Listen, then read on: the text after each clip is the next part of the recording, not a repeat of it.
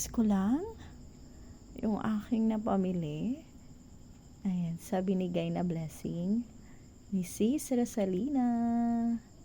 Ayan, ito po yung aking binili. Maraming salamat po. Meron akong dilata, noodles, tinapay, may palaman din, kape, ayan, at cream. O, diba? May gatas para kay Matthew.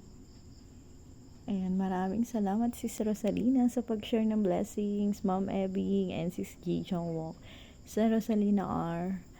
Kaara channel. Ayan, salamat and happy 12K subscriber po. Salamat at sana marami pa kayong mabigyan ng blessings. Ayan, thank you so much. Love, and God bless us all. Hugs.